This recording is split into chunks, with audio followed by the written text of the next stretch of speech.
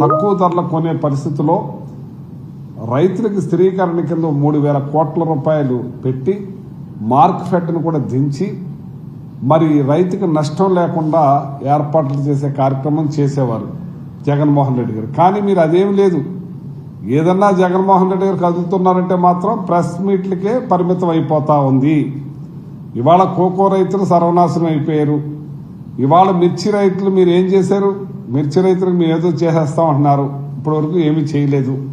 ఇవాళ అన్ని రకాల పంటలు కూడా గిట్టుబాటు ధర లేకుండా సర్వనాశనం అయిపోయే పరిస్థితికి వచ్చారు.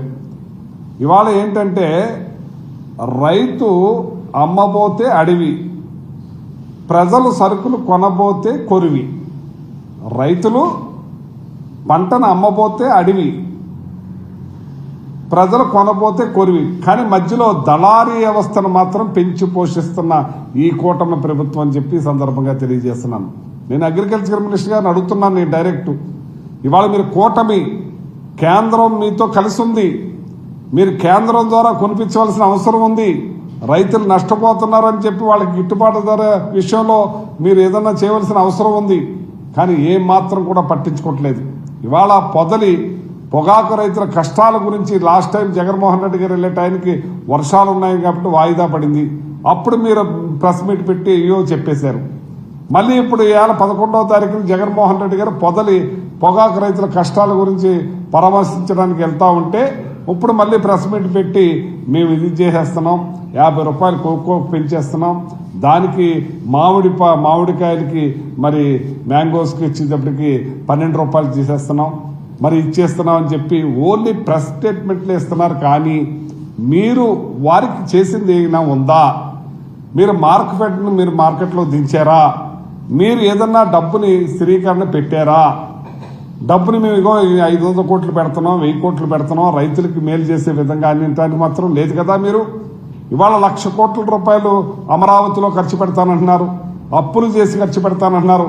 కనీసం ఇక రైతు చచ్చిపోయే పరిస్థితిలోని మా ఆత్మహత్యలు చేసుకుంటే కూడా మీరు పట్టించుకోకుండా కనీసం 1,000 కోట్లు వీళ్ళకి పెట్టినా మీకు సరిపోతుంది కదా, పెట్టరు.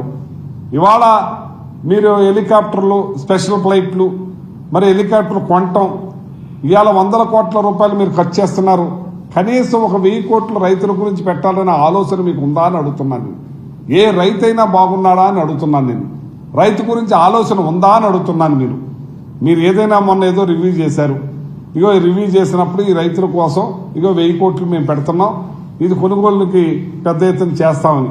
ఇవాళ పొగాకు రైతులు అన్యాయం అయిపోయారు. ఇవాళ పొగాకుని బార్లీ పొగాకుని మీరు ఇయ్యండి, మీరు నారు కొనండి, మీకు గిట్టుబాటు ధరలు అన్నీ ఇప్పిస్తామని చెప్పి ఆ కంపెనీ వాళ్ళు వేస్తే రైతులు మోసపోయేది కొని వేస్తే ఇవాళ ఆ కంపెనీ వాళ్ళు మరి పట్టించుకోకుండా ఫోన్లు కూడా ఎత్తకుండా దాటేస్తుంటే రైతులు ఏమైపోవాలి? ఇవాళ మార్కెట్కి వస్తూ ఉంటే మరి కొంటాలేదు పొగాకుని, 2 బేళ్లు 3 బేళ్లు కొంటుంటే ఉన్నాయంతా కూడా వెళ్ళిపోతుంది, వెనక్కి మళ్ళీ తీసుకెళ్లవలసి వస్తుంది. దానికి ట్రాన్స్పోర్ట్ ఖర్చు, మళ్ళీ దాన్ని లోపల చెమ్మ చేరి అది పాడవకుండా ఉండటానికి తిరగేసి మళ్ళీ ప్యాకింగ్ చేయడానికి లేబర్ ఖర్చు. రైతు అల్లాడిపోతా ఉన్నాడు. ఆల్రెడీ ఒక అతను కూడా చనిపోయి ఉన్నాడు ఇవాళ కొండేపీలో. ఏంటి మీరు పట్టించుకున్నదని అడుగుతున్నాను నేను. లాస్ట్ టైం 20 రోజుల క్రితం జగన్మోహన్ రెడ్డి గారు పదవులు వస్తున్నారనేటప్పటికీ ప్రెస్ మీట్ మాత్రం ఈ అచ్చెన్నాయుడు గారు పెట్టేసి మేము కొనేస్తున్నాం, మేము అది చేసేస్తాం, ఇది చేసేస్తామని అన్నారు. ఏ మాత్రం కూడా 20 రోజుల నుంచి పట్టించుకున్న పాపాన లేదు. ఇవాళ మళ్ళీ జగన్మోహన్ రెడ్డి గారు రేపు 11వ తారీఖున పదవులు వస్తున్నారు. ఆ రైతు యాడ్లోకి వెళ్ళి మరి ఆ పొగాకు యాడ్లో మన అన్ని కూడా తనిఖీ చేసి ఆ రైతుల గురించి మాట్లాడి ఆ గిట్టుబాటు ధర కల్పించే విధంగా చూడాలని చూస్తే ఏ మాత్రం కూడా మీరు ఇవాళ మళ్ళీ ఏదో ప్రెస్కి ఆ కెమెరాకి మాటలే కానీ మీరు చేతల్లో చూపించట్లేదని చెప్పి సందర్భంగా తెలియజేస్తున్నాను. ఇవాళ ఈ కంపెనీలు ఉన్నాయి, ఐటీసీ కంపెనీలు, ఆ కంపెనీలు మొత్తం 7 కంపెనీలు ఉన్నాయి. ఆ కంపెనీలన్నీ కూడా సిండికేట్ అయిపోయి రేటు పెరగనివ్వకుండా వాళ్ళని ఇబ్బంది పెట్టే కార్యక్రమం చేస్తున్నారు. ఇవాళ దగ్గర 25,000 మెట్రిక్ టన్స్ పొగాకు కొంటే ఇంకా 55,000 మెట్రిక్ టన్స్ రైతుల దగ్గర ఉంది. వాళ్ళు ఏమైపోవాలి? మళ్ళీ పంటలు వచ్చేస్తున్నాయి, పంటలు వేసుకోవాలి. ఓ పక్క నుంచి మళ్ళీ ఈ పొగాకుని అమ్ముకోలేకపోయారు, పంటలు ఎలా వేసుకోవాలి? అల్లాడిపోతా ఉన్నారు. ఇవాళ కౌలైతే ఏదైతే 1,50,000 రూపాయలు ఎకరానికి పెట్టుబడి పెట్టిన రైతులు ఏమైపోవాలని చెప్పి నేను అడుగుతున్నాను. మీరు ప్రభుత్వం ఉందా లేదా అని అడుగుతున్నాను. ఈ కూటమి ప్రభుత్వం ఉన్నప్పుడు ఇంకా ప్రజలకు మంచి చేయవలసిన అవసరం. ఆ రోజున జగన్మోహన్ రెడ్డి గారు ఒక్కళ్లే ఉండి ఈ పొగాకు విషయంలో శ్రద్ధ తీసుకుని అవసరంతో 100 కోట్లు 3,000 కోట్లు స్థిరీకరణ రైతుల కోసం పెట్టిందే కాకుండా ఓన్లీ పొగాకు కోసం 100 కోట్ల రూపాయలు పెట్టి వాళ్ళకి గిట్టుబాటు ధర వచ్చేలాగా చేసిన వ్యక్తి జగన్మోహన్ రెడ్డి గారు. కంపెనీలతో మాట్లాడారు, ప్రతి కంపెనీని కూడా పిలిచారు, వాళ్ళు కొనేలాగా ఏర్పాటు చేశారు. పెద్ద ఎత్తున రేటు కూడా బ్రహ్మాండంగా వచ్చింది. ఇవాళ పరిస్థితి ఏంటంటున్నాను, ఇవాళ అరణ్య రోదన కింద ఉంది. రేట్లు లేవు, తెస్తున్నారు వెళ్తున్నారు, తెస్తున్నారు వెళ్తున్నారు. ఏమైపోవాలని చెప్పి అడుగుతున్నాను. ఇవాళ మ్యాంగోస్ ఉంది, సీజన్ అయిపోయింది. సీజన్ దగ్గరికి వచ్చాక ఇప్పుడు మేము 12 రూపాయలు కొనిపిస్తాం మేము అంటున్నారు. కానీ మీరు ఏం పెట్టారు? మ్యాంగో కానీ, కోకో కానీ, టొబాకో కానీ మీరు ఈ స్థిరీకరణ కింద మేము ఇంత అమౌంట్ పెడుతున్నాం, మేము ఇంత చేస్తున్నాం అనేది ఒక్క మాట కూడా లేదు. కేవలం మేము కొంటాము, కొనిపిస్తాము అనేది మాట మాత్రమే చెప్తున్నారు. కానీ నిజ రూపంలోకి రావట్లేదని చెప్పి సందర్భంగా నేను అచ్చెన్నాయుడు గారిని ప్రశ్నిస్తున్నా. ఇవాళ రైతులు ఎలా బతకాలని అడుగుతున్నాను నేను. ఏ పంటకి లేదు. ఇవాళ జగన్మోహన్ రెడ్డి గారు ఈ క్రాప్ చేసేవారు, ఇన్సూరెన్స్ కట్టించేవారు ప్రభుత్వం తరఫునే. ఆ ధాన్యానికి మద్దతు ధర కానీ, అపరాలకు మద్దతు ధర కానీ, పొగాకు మద్దతు ధర కానీ అన్నింటినీ కూడా ఇప్పించే కార్యక్రమంలో ముందుండేవారు. ఒకవేళ ఏదైనా నష్టం జరిగితే ఇన్పుట్ సబ్సిడీ వచ్చేది, ఇన్సూరెన్స్ వచ్చేది.